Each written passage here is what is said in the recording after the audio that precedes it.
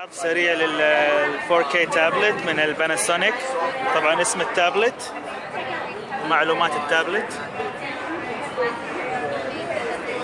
كور i7 جرافيك كارد انفيديا 4K الشاشة 4K. طبعا هذه المعلومات، وفي له بن ستايلس.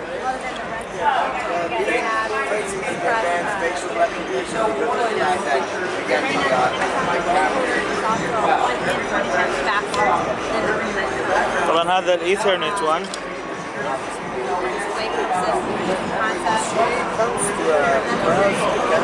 اللي هو فيه له هو حينزل في فبراير، سعره 6999 $6999.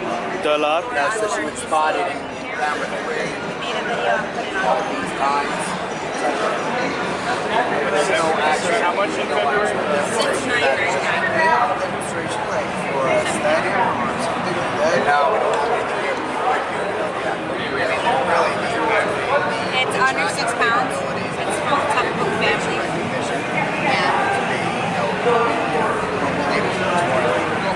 Yeah, you're welcome. Hi Carl, how are you? طبعا في نسخة ثانية. How much is the other one? How much? $5999. This one is $6999. Thank you. النسخة الثانية $5999. النسخة الثانية باليو اس بي. طبعا هذا فيه له معالج، فيه له فتحة ايثرنت اللي هو الكابل الانترنت. النسخة الثانية موجودة هنا، نفس مقاس الشاشة، نفس المواصفات تقريبا. خلينا نتأكد بس من المواصفات. طبعا زي ما انتم شايفين ما في له ايثرنت، في له واي فاي بس من غير ايثرنت، وكلها حتنزل في فبراير. These are out. Oh, they're out. Oh, the 4Ks are out. Oh, cool. Yeah. $59.99 is the suggested price. I think if you go on mysimon.com or anything like that, you'll find it.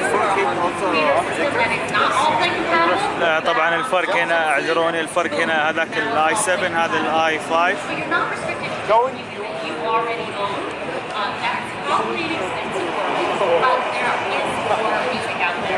Here we have Rhapsody. It's streaming something fairy right now. 20 انش. سعر هذه النسخة 5999. زي ما قلت ايثرنت، ما فيها ايثرنت، هذيك فيها ايثرنت، هذه اي 5، هذيك اي 7.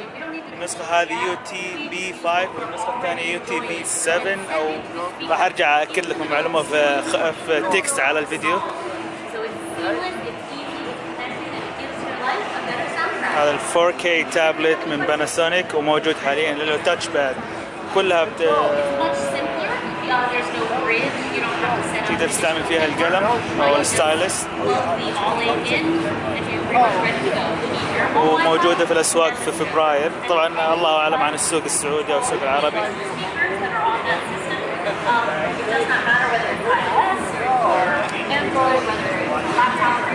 No, you can actually just get one because it is one seamless image. لمبات ال LED عن ال SD. طبعا في له SD، مخرج SD.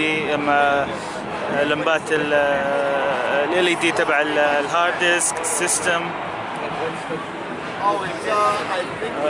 طبعا في له كاميرا خارج اماميه وكاميرا، لا ما في كاميرا خلفيه،